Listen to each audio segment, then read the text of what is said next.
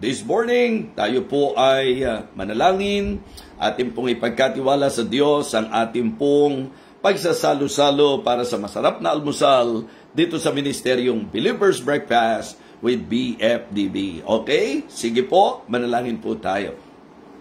Dakilang Diyos, aming Amang Banal, kami po'y nagpapasalamat sa napagandang umagang ito na ipinagkaloob mo sa amin upang kami po'y muling magsalo-salo sa iyong banal na salita. Lord, I pray that you will guide us this morning.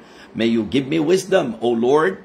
Turuan mo po ako, tulungan mo po ako na masabi ko po sa bawat isa ang nais mo po na kanilang mapakinggan. I pray, O God, that you will continue to bless this ministry, maging ang mga nakasubaybay sa ministeryong ito.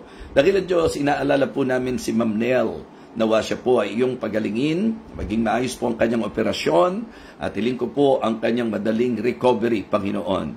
Maging ang amin pong mahal na kaibigan, Pastor Dong Sanchez, ang patungkol sa kanyang mata, dakilang Diyos, pagalingin mo rin po ito sa iyong mabuting kalooban. Pastor Bernie Montero, patuloy po ang aming panalangin na siya po iyong pagalingin, dakilang Diyos. At ikaw po mag-provide para sa kanila. Aming dakilang Ama, kami po ay nais na patuloy na humiling ng pagpapala sa iyo, lalo na po sa magiging pagsasalo-salo namin.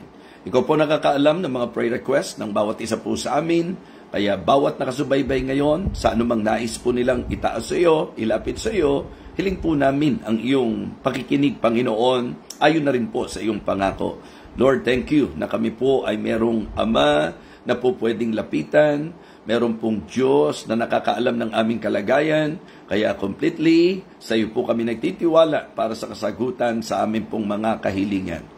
Dakilang Diyos, gabayan mo po ang aming pagsasalo-salo. Pagpalain mo po ang bawat isa po sa amin. Thank you so much sapagkat ito po ay isang malaking pribilehiyo na maging pagpapala sa bawat isa. Ito po ang aming panalangin sa pangalan po ng aming Panginoong Jesus. Amen. Amen. Okay, this time, so nais ko po na imbitahan ng bawat isa, buksan po natin ang ating Bible sa Isaiah chapter 41. Isaiah chapter 41. At tayo po'y magbibigay pansin sa sinasabi po ng verse number 10. Alright? Isaiah chapter 41 and verse number 10. Ito po ay isa sa napakagandang talata na ma-memorize po ng bawat isa sa atin. Ano po? Isaiah chapter 41 and verse number 10. Fear thou not, for I am with thee. Be not dismayed, for I am thy God. I will strengthen thee, yea, I will help thee. Yea, I will uphold thee with the right hand of my righteousness. So mga kapatid, uulitin ko po ang sinabi ng talata. Fear thou not, for I am with thee. Be not dismayed, for I am thy God. I will strengthen thee, yea, I will help thee, yea, I will uphold thee with the right hand of my righteousness. Pagpalain po ang pagbasa natin ng salita ng Diyos. Ma'am Susan, good morning po. Magandang umaga po, Ma'am Susan Orara. Alright? So mga kapatid, ang ating pong talakayin ngayon ay ang patungkol sa worry. Alam nyo, hindi po maikakaila na ang malaking problema ng napakarami po ay ang tinatawag na pag-aalala o ang pagkabalisa. Kaya importante po na ngayon sa ating magiging pag-aaral, sa ating magiging pagtalakay, mabigyang pansin po natin na napakaganda po na tayo po ay maging, masasabi nating worry-free. Okay? So, be free from worry. Stay free from worry. Yan po ang mga tumatakbo sa isip ko. Actually, kagabi pa lang, nung ako po ay nagpe-pray at nag-iisip, na Panginoon, ano pong maiseserve natin sa mga ating pong taga-subaybay dito sa Believers Breakfast, sa ministry na ito. Alam nyo, ito pong tatalakayin natin ay isang importanteng pag-aaral sapagkat marami po ang posible na dumadaan sa ganito. Alam nyo, pag sinabi nating worry-free, hindi po ang ibig sabihin nito yung nabubuhay tayo na walang problema. To live without problems. No. But to live with peace in the midst of problems. Ibig sabihin po, pagka sinabi nating worry-free, hindi ang ibig sabihin nito yung mabuhay ka ng walang problema, kundi yung mabuhay kang may kapayapaan sa gitna ng mga problema. Importante po na tayo'y magtiwalang lubos sa Diyos upang ang pagkabalisa po ay ating mapagtagumpayan. Ilang bagay po ang nais ko pong i-share sa bawat isa po sa atin patungkol po dito. Napakaganda po ng talata natin. In fact, sabi ko nga, ang isang magandang bagay po na gawin po natin every time na tayo po'y nagsasalo-salo, siguro po, if possible, na gawin nyo pong memory verse. Lalo na kung isang talata lang po ang tinatalakay natin. So, para maging malaking help sa bawat isa, gawin nating memory verse. Di po ba? Napakaganda po ng sinabi doon po sa pinaka-teksto natin. Ang opening pa lamang po, huwag tayong matakot. Fear thou not. Okay? Huwag tayong matakot. So, ito po ang pinaka-objective natin. Yung bang maalis, mapagtagumpayan po natin ang takot sa kabila ng mga kung ano-anong karanasan natin po sa buhay. So mga kapatid, mga minamahal, napakaganda po na kumikilos tayo, na walang pangamba, na hindi po tayo nadadaig ng takot, pag-aalala, sapagkat alam naman natin na ang problema po ng depression, ang problema po ng anxiety, yan po ang medyo nagpapahirap po sa bawat isa po sa atin. So, kaya let me challenge and encourage every one of you this morning sa ating pong masarap na almusal. Ang tatalakayin po natin, stay free from worry. So again, pag sinabi po nating worry-free, hindi ang ibig sabihin nito is to live without problems. Okay? But to have peace in the midst of problems. Yun po yung thought na nais ko pong maipahayag, maibigay sa bawat isa sa atin. So siguro po, ang unang magandang alamin natin, yung pinanggagalingan o dahilan. Its causes. Ano po ba talaga ang dahilan kung bakit ang tao po ay nababalisa? Ano po ang pinanggagalingan, pinagmulan o dahilan ng tinatawag nating worry o worry? Bakit po ba tayo nababalisa? Okay? Palagay ko po, ang isa sa dahilan, lots of thoughts. Okay? Overloaded tayo ng mga isipin. Ang dami nating pinoproblema, ang dami nating iniisip, ang dami nating inaalala. Maalala niyo po doon sa ating pong naging pagtalakay that even the disciples of our Lord Jesus Christ, He rebuked them because of worrying. Diba? Na ang sabi nga niya, para din kayong mga unbeliever. Diba? Na yung pinoproblema ng mga unbeliever, talagang yun din ang sinesentruhan ng isip ninyo. Mga kapatid, alam nyo po, mas maganda talaga lagi, huwag tayong sesentro sa mga alalahanin. Kasi kapag iisipin natin, paano kaya ang buhay natin, saan kaya tayo kukuha ng kakainin, sabi nga po ng Matthew chapter 6, sa pag-iisip daw po natin ganun, hindi naman nakakatulong ito sa atin, wala namang naidaragdag ito sa atin.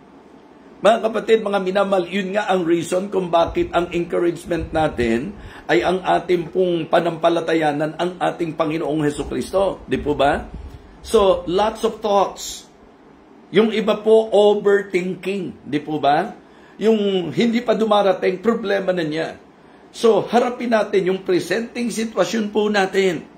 At talagang ating pong turuan ang ating sarili na huwag tayong mabuhay doon sa buhay na lahat na lang ng bagay inaalala natin. Lahat ng bagay pinag-iisip natin. Minsan nga sinasabi pa natin, madali sa inyong isipin yan, lalo na kung nakaluluwag kayo sa buhay. Huwag na huwag po kayong mag-isip na ang usapin ng problema ay para sa mga mahihirap na tao lang. No.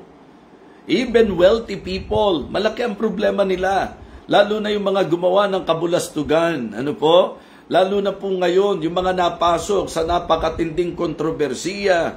Lalo na po doon sa mga na-involve sa problema nito pong ating korupsyon. Di po ba? Okay? So, sa palagay nyo, nakakatulog kaya ang bawat isa sa kanila? No! I believe, inaatake din po yan ng kanilang konsensya o ng kanilang isip. Bagamat ang sabi po ng iba, para gawin nila ang mga ganong matitinding bagay, mga walang konsensya yan. Pero alam nyo po ba mga kapatid, ang posibleng rason kung bakit ang tao po ay darating sa ganong pagkakataon? Dahil din sa worry. Kaya kahit meron na, nag-iisip pa rin ng higit pa, ng higit pa, ng higit pa. Bakit? Dahil sa pag-aalala na baka dumating sa time na mawawalan siya. So it is very important to be reminded, folks, that in this message, our goal and our objective is to somehow encourage everyone na huwag tayong mabuhay na lagi na lang pong nag-iisip, mga kapatid. Gusto natin yung lagi nating naririnig. Why worry when you can pray? Kung pwede ka namang magdasal, bakit mas magdudwell ka doon sa pag-iisip, mga kapatid? So ang isa sa tinatawag nating dahilan ng worry ay ang maraming iniisip. Ang pag-iisip masyado, mga kapatid. Alright? So, lots of thoughts. Yung pong kaisipan na kung saan, paano kaya, ano na kaya ang gagawin natin, di po ba? So, yung idea po ng worry, what if? Di ba? Paano kaya? Pero, alam niyo po, ang usapin naman ng faith, even if. Kung ano man ang iniisip natin, kasi ang Kristiyano po nasa kamay ng Diyos eh. Hayaan nating ang Diyos, ang siya pong mangalaga po sa atin. Kaya nga ang sabi ng Panginoon, okay, take no thought. Therefore, take no thought for your life. Ano ang kakainin ko, anong iinumin ko, anong dadamitin ko, mga kapatid. Yun po ang mga pangunahin na iisip ng tao. Kaya ang sabi po ng Panginoon, tingnan nyo yung mga ibon, pinakakain sila. Yung pong liryo sa parang dinaramitan sila, 'di ba? Kayo pa kaya importante. Sana po kung mag-iisip tayo, 'yun ang nasa isip natin, importante tayo sa Diyos. Mahalaga tayo sa Diyos. Mahal tayo ng Diyos. Hindi tayo pababayaan ng Diyos. Hindi po eh. Pagka nag-isip, yung dami ng iniisip natin, ang problema pa pagka nagdudwell doon sa negative. Paano kaya tayo? Ano na kaya mangyayari sa atin? Lagi pong ganon. Para bang may Diyos para bang ang Diyos nagpapabaya? Sabi ko, yan po ang isang bagay na makikita nating dahilan ng worry. Una, lots of thoughts. Yung sobrang dami po ng iniisip. Too many thoughts in mind. Okay? Ang daming nakasaksak po dyan. Isipin nyo kung bakit bigat na bigat kayo. Diba? Ang dami kasing nakasaksak sa isip natin eh. Diba? Sabi ko nga, kung may nararamdaman, di magpa-check up kaysa kung ano-ano iniisip. Tinuturo ko po yan sa sarili ko eh. Pag may naramdaman sa dibdib, ano kaya? Hindi kaya may sakit na ako sa puso? Kapag sumakit ang ulo, hindi kaya may tumor na ako? Brain tumor na ako? Diba? Kapag sumakit ang tiyan, hindi kaya... ang dami po. Imbis na tayo po'y mag-isip, tayo po ay manalangin at manghawakan na may Diyos na nakakakita. And that is another reason. Yung isa sa cause din ng tinatawag nating worry is lack of trust. Diba? Hindi lang lots of thoughts, but also lack of trust. Yung kakulangan ng tiwala, of course, pag nag-usap tayo ng tiwala, wag sa sarili, wag sa kahit sinong tao. Ang dapat pinagtitiwalaan po natin ay ang Diyos. Amen? So yung kakulangan ng tiwala, kaya ang sabi ng Panginoon sa kanila, again sa Matthew chapter 6, tingnan nyo yung liryo sa parang, tingnan nyo yung ibon sa impapawid, pinakakain sila, dinaramtan sila, kayo pa kaya o kayong maliit ang pananampalataya? O ye of little faith. So trust issue, trust problem. Mga kapatid, mga minamahal, kung Kristiyano po tayo, ang pinakamagandang magagawa natin is completely panghawakan at pagtiwalaan po natin ang Panginoon. Tatandaan nyo po, ang usapang pagiging payapa, the secret of peace is not in controlling everything. Okay? But in trusting the one who controls everything. Diba? Yung pong susi, para tayo po ay huwag mabalisa, mga kapatid. Ang susi po para maging payapa po tayo, hindi yung makontrol natin ang lahat ng bagay, kundi matuto tayong magtiwala sa Kanya na may kontrol sa lahat ng bagay, na kaya pong kontrolin ang lahat ng bagay. Kaya mga kapatid, mga minamahal, piliin po natin ang buhay na worry-free. Amen? Stay free from worry. So, number 1, it causes. Ano po ang dahilan ng worry ng tao? Okay? Lots of thoughts. Dami ng iniisip. Lalo na kapag ka negatibo pa sa dami ng mga isipin. Okay? Lack of trust. Yung kakulangan ng tiwala sa Diyos. Alam niyo po ang manifestation ng kawalan ng tiwala sa Diyos? Yung pong hindi mo magawang unahin siya. Di ba? Hindi mo siya magawang unahin. Doon po sa ating pong sa ating pong buhay. Ang sabi ng Panginoon, yun ang susi But seek ye first the kingdom of God and His righteousness, and all these things shall be added unto you. So nakita natin that the causes of worry is lots of thoughts and lack of trust. Yung dami ng iniisip at yung kakulangan ng pagtitiwala, particularly, of course, sa ating Panginoon. Kaya ang sabi, but seek ye first the kingdom of God and His righteousness, and all these things shall be added unto you. Panghawakan mo yan. Opo, pinangahawakan ko yan. Therefore, take no thought for tomorrow shall take thought for the things of itself. Sufficient unto the day is the evil thereof. Hindi pa dumarating yung bukas, ang dami mo ng pinoproblema patungkol sa bukas. Hindi po ba? Kaya importante po ngayon na ating pong bigyang pansin na yun pala ang magiging dahilan. Yun pala ang ugat ng worry. Yung dami ng iniisip at yung kawalan at kakulangan ng tiwala sa ating Panginoon. Alam niyo po, maganda ring talakayin natin yung epekto nito. Its cost. Diba? Hindi lang yung causes, kundi yung ano magiging epekto nito. Ano magiging halaga nito kapag tayo po ay napadala sa mga isipin, mga kapatid. Palagay ko sasang-ayon kayo. Sa bawat isa dyan na nakaka-relate sa akin, sa sinasabi ko po, na dahil ang dami-dami mong iniisip, ano ang nagiging halaga nito? Diba? So, draining. Nakaka-drain po yung buhay na punong-puno ng mga kabalisahan. Diba? Alam nyo, wala namang bagay na hindi tayo pwedeng ipagtiwala sa Diyos natin Amen po ba? Sang-ayon po ba kayo doon? Yung kakainin ba? Hindi mo ba po pwedeng ipagkatiwala sa Diyos yan? Diba? Yung mga bayarin natin, hindi ba natin pwedeng ipagkatiwala sa Diyos yan? Yung mga presenting kailangan natin, yung kinabukasan natin, lahat ng bagay sa buhay natin, di ba natin talaga pwedeng itiwala? Alam ko, kung sagot lang ang pag-uusapan, alam ng lahat na ang sagot. Pwede nating ipagkatiwala sa Diyos. Bakit ayaw po nating ipagkatiwala? Di po ba? Ano ba ang nagiging epekto sa iyo? Anong nagiging masasabi nating bunga sa iyo? Ano na idudulot po sa atin? Kapag ka isip tayo ng isip, di ba? Lagi tayo nag-aalala, galit kaya siya sa akin? Ano kaya problema ko? Di ba? May problema kaya siya sa akin? Mga bagay na kung saan, mga kapatid, if we will just evaluate, di ba? Yung buhay natin sa mga pangyayari, kadalasan, yun po ang nagpapahirap sa atin. Mga kapatid, makikita nyo po na sa pinag-uusapan natin about worry, diba? Ang isa sa masasabi nating nagiging halaga nito o masasabi nating epekto o dulot nito, it is draining. Siyempre, nade-drain ka. Diba?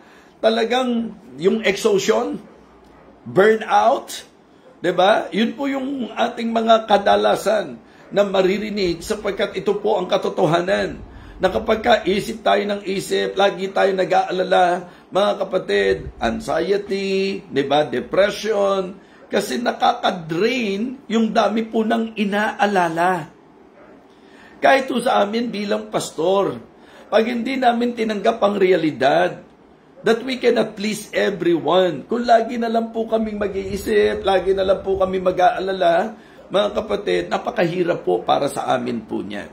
So, kaya sa bawat isa, mga kapatid, magandang maintindihan po natin na ang isa sa po pwedeng maidulot sa iyo, magiging halaga sa iyo ng lagi mong pag-aalala ay ang madrain ka. It is draining. And I believe you will all agree with me, it is discouraging. Diba? nakaka-discourage, alam niyo po yun, nakapangihina. Yung alam mo, isipin ko pa lang, yung pampaaral ng anak ko, isipin ko pa lang, yung bang future ng anak ko, isipin ko pa lang. Alam mo, ngayon pa lang nanlulumo na ako, ngayon pa lang hinang-hina na ako. Yung pala dulot sa atin eh. Kung kapag ka nag-isip tayo, nade-drain tayo, kung kapag ka nag-iisip tayo, nade-discourage tayo, bakit ganun po ang gagawin natin? So we better learn that it is not helpful, it is not healthy. Diba? So, yun po ang problema sa worry. Hindi helpful, hindi healthy, hindi happy. Amen? So, hindi nakatutulong, hindi nakakalakas at nakapagbibigay ng maayos na kalusugan. Affected nga po ang health natin, di po ba? Kaya, yung iba, ang tawag natin, yung mental health, di ba? Actually, affected na po lahat yan. Yung health natin, physical health. So, napakaganda po na ito ay ating consider na isang napakalaking aral at paalala po, mga kapatid.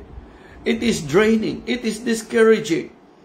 Pagka talaga lagi ka nag-iisip, kapag ka lagi ka namumroblema, di ba humihina loob mo? Kaya magandang paalalahanan tayo lagi ng talata. Fear thou not, for I am with thee. Be not dismayed, for I am thy God. I will strengthen thee. Yea, I will help thee. Yea, I will uphold thee with the right hand of my righteousness. Mga kapatid, it is draining, it is discouraging, and it is also damaging. Diba? Damaging, destroying, nakakasira. Mga kapatid, ang dami pong naaapektuhan. Pagka po ang isang tao po puno ng alalahanin, kapag ka ang isang, kahit sabihin nyo ng Kristiyano, ay nadadaig ng mga alalahanin, kabalisahan, makikita nyo po na hindi lang po ito nagki-create ng damage sa kanyang physical na kalagayan. In fact, even sa relational, yung relationship, nagkakaproblema din po. Kapag ka ikaw ay puno ng mga kabalisahan at pag yung mga anak nga natin, minsan walang kinalaman, huwag kang maingay dyan, marami kong iniisip, marami kong inaalala. Di po ba? Without us knowing, affected na po. Nasisira po, nakaka-damage ng relasyon. So, it is damaging and destroying. So, kanina tinalakay natin its causes. Ano po ang mga dahilan ng tinatawag nating worry? Dalawa ang sinentrohan natin. Lots of thoughts and lack of trust. Dito naman po, binigyan natin ng pansin yung ilang bagay, yung its cost. Ano ang magiging dulot nito? Anong magiging halaga nito? Ang magiging kabayaran nito kapag tayo po ay hindi natuto at nabuhay tayo lagi sa pagkabalisa at pag-aalala? Draining, discouraging, damaging, and destroying. Yan po ang magagawa ng worry sa bawat isa po sa atin. Kaya naman maganda po na sa pagtalakay natin ay makinig kayong mabuti and then try to consider this very important lesson, message na ibinibigay ng Panginoon sa atin. Actually po, dami-daming tumatakbo sa isip ko dahil ang prayer ko po kasi, Lord, huwag mo hayaang makapag-share lang po ako. Ang gusto ko po, ang Believer's Breakfast, talagang makapag-serve ng healthy meal, healthy food sa bawat isa. Yung wag di masabing nakapag-almusal lang. Yung bang, minsan kasi, di ba, at least, makakain man lang bago. Mas maganda rin, syempre, na tayo po ay concerned sa maayos na ating pong kinakain, di po ba? And that is my prayer. Lord, sana ang mai-serve ko po sa kanila, yung makalulusog, yung makabubusog, yung makalalakas, yung makatutulong, at magbibigay sa kanila ng inspirasyon para sa araw na kung saan marami po kaming haharapin. Ano po? So, we really need it. Yun po. So, nakita natin its causes. Magandang bigyan pansin din po natin its cost. At yan po yung tinalakay na natin. So, siguro, ngayon, ang magandang bigyan pansin po natin, its cure. Diba? Ano po ang masasabi nating gamot? Okay? Balikan niyo po yung talata natin. Fear thou not, for I am with thee. Okay? Mga kapatid, ang maganda sana na maging dahilan para maalis ang pagkabalisa, yung pong assurance natin of His company. Ang ibig sabihin, yung bang thinking, di ba? Na nahandyan, yung katiyakan natin na kasama natin ng Panginoon. Always put in your mind the assurance of His company. Yung bang ang sabi niya, for I am with thee. Kasama mo ko. Di ba? Huwag kang matakot. Kasama mo ko. Huwag kang padaig sa takot, kasama mo ko. Huwag kang mag-alala, kasama mo ko. Huwag kang mabalisa, nandito ko, kasama mo ko. Mga kapatid, mga minamahal, may mga pagkakataon po na hindi natin namamalayan na kapag tayo po'y puno ng mga isipin, na kapag tayo po'y puno ng pag-aalala, para bang hindi natin pinangahawakan na kasama natin ang Panginoon. Let us always put in our mind that in the Bible, binigyan po tayo ng assurance that God will never leave us nor forsake us. Amen? Kaya nga ang sinasabi po mga kapatid, ang sulat po ng Hebreo ay isang magandang paalala sa atin. Diba? Ang sabi po ng Hebrews chapter 13 verse number 5, na ang sabi po, let your conversation be without covetousness. And be content with such things as ye have.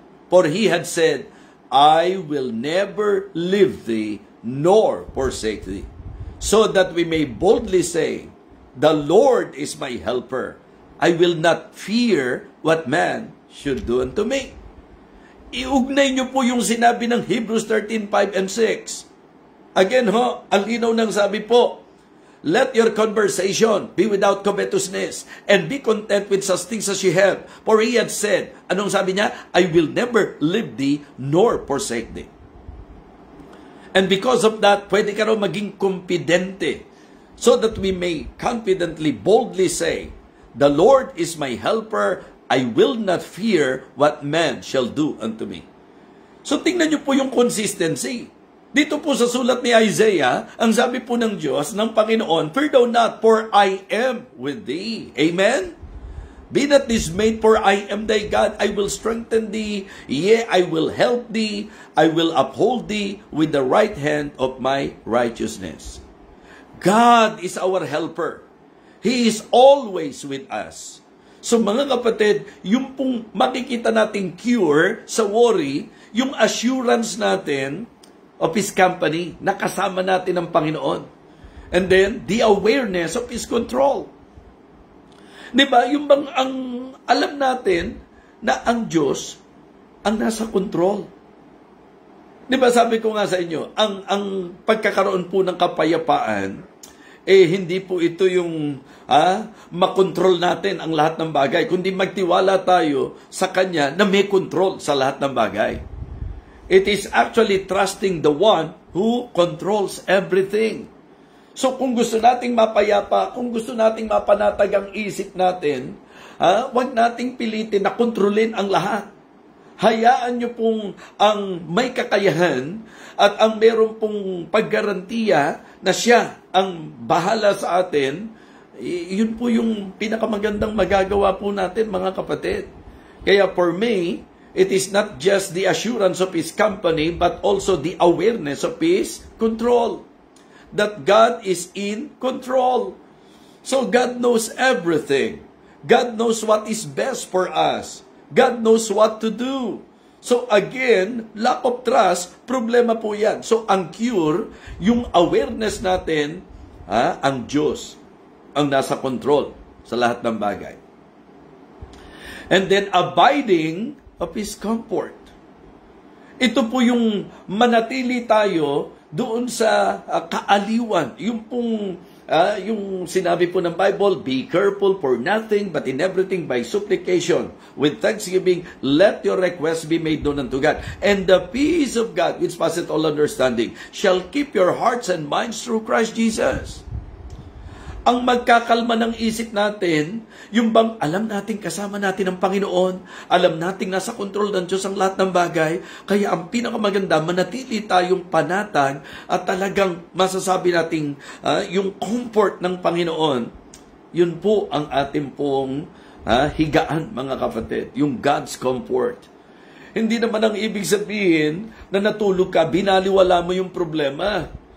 Hindi naman po ibig sabihin na hindi ka nag-aalala, wala kang pakailam sa problema. Hindi, natutunan mo lang na panghawakan kasi hindi ka rin naman natulungan ng pag-aalala Hindi ka rin naman natulungan ng pagkabalisa. Pansinin niyo po, yung isang bagay sa buhay po ninyo, na kapag lagi niyo pong iniisip, lagi niyo pong inaalala, ano po epekto sa atin? So the cure, the best cure sa tinatawag nating worry, is the assurance of His company, the awareness of His control, and the abiding of His comfort. Ibig sabihin, to abide in the comfort of God. Let not your heart be troubled. You believe in God, believe also in me.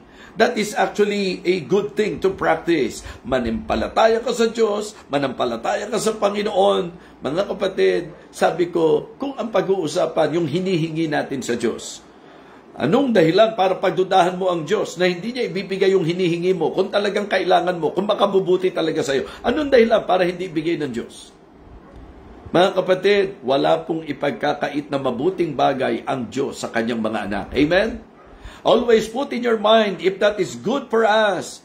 Kung ito po ay mabuti para sa atin, hindi po i-withhold ng Panginoon yung mga bagay na makakabuti po sa atin. Kaya for me, it is good to really trust the Lord.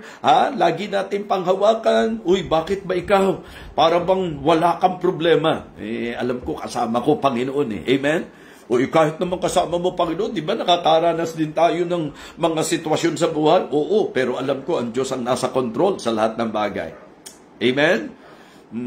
Bakit ganon? Na sa kabila ng lahat ng dinadaanan mo, ba't parang areglado ka lang? Kasi mas mabuhay na payapa, mas masarap mabuhay na panatag ang isip kaysa punong-puno ako ng alalahanin at mga kung ano-anong mga bagay na hindi naman nasusolve kapag iniisip ko. Ano ba raw ang maitutulong ng ating pagkabalisa? Ano raw po ba ang maitutulong ng ating pag-aalala? So kaya importante po na ngayon sa ating pinag-aaralan ay mapaalalahanan po ang bawat isa sa atin. So, its causes. Lots of thoughts. Lack of trust. Okay? Its cost. Ano po ang nagiging halaga at dulot nito? It is draining, it is discouraging, it is damaging, and destroying. Yan po ang may dudulot ng pag-aalala po sa atin. Di po ba? Walang iniwan po yan sa kinakain. Huwag po tayong magtaka na naha-high blood tayo kung ang kinakain natin, yun ang maidudulot sa atin. Nasarapan ka nga, pero ano naman ang naidulot sa'yo? So, ganun din po. Anong naidudulot ng pag-iisip? Anong maibubunga? Anong magiging halaga ng pag-iisip mo lagi? Madidrain ka. Madidiscourage ka. Diba? Mawawasak, masisira ka. Yan po ang maidudulot nito. So, kailangan maggamot po yan. Ano ang gamot po dyan? It's cure. The assurance of His company, the awareness of His control, diba? And the abiding of His comfort. Mga kapatid, importante po na yun ang ating pong maging buhay. Yung idea po, nung kanyang, ang sabi niya, I am with thee. Yung idea po na patungkol sa kanyang control because He holds every situation, diba, in His hand. Hawak ng Diyos ang lahat, mga kapatid. And His presence, yun po yung magbibigay ng peace sa atin. Knowing that God is with us, knowing that He is with us. Yun po yung po pwedeng magpapanatag sa atin. Kaya minsan tinuturuan din po tayo ng pananampalataya na kagaya ng bata. Kasi alam nyo po, pagka bata po tayo at talagang bilib na bilib tayo sa magulang natin, para bang kahit anong sitwasyon, bahala si tatay dyan. Diba? Hindi ako mag-aalala, alam ni tatay kung anong gagawin dyan. Meron ba kayo nakitang bata na problema kung ano kakainin niya? Hindi.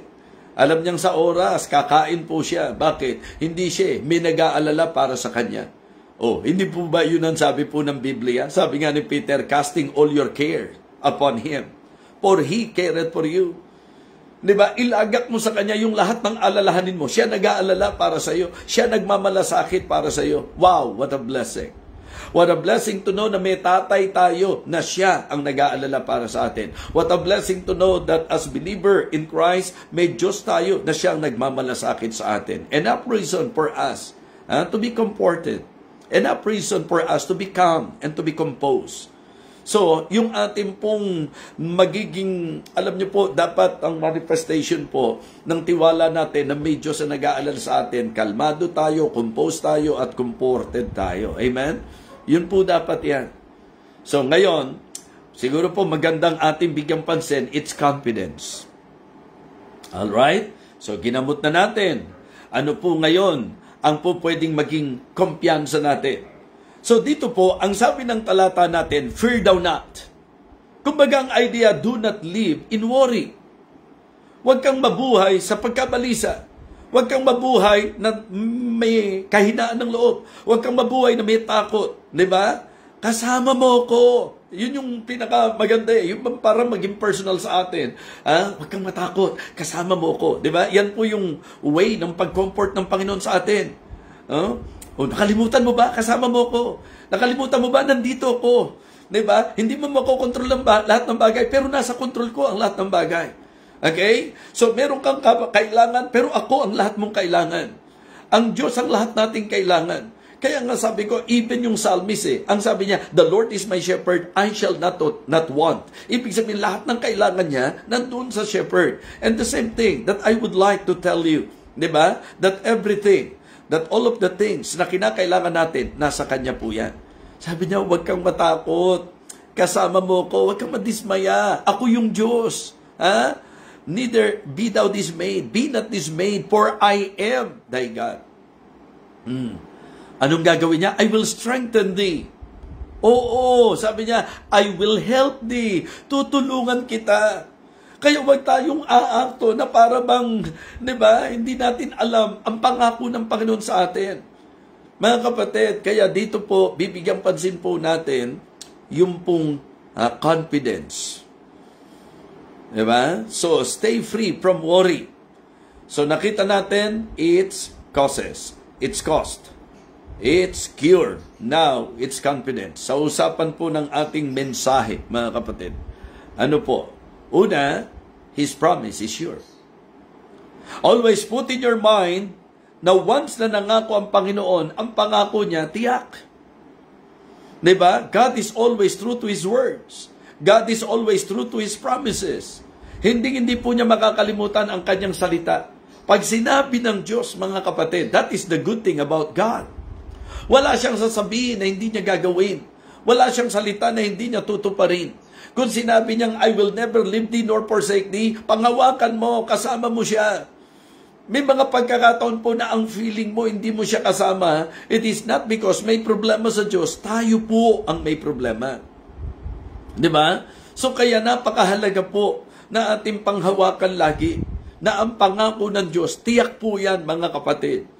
Hindi po sisira, hindi sasala ang Diyos sa kanyang mga pangako. Pag sinabi ng Diyos na ipoprovide niya ang pangangailangan mo, panghawakan mo yun. Pag sinabi ng Diyos na hindi kanya pababayaan, panghawakan mo yun. Pag sinabi ng Diyos na tutulungan kanya, panghawakan po natin yun.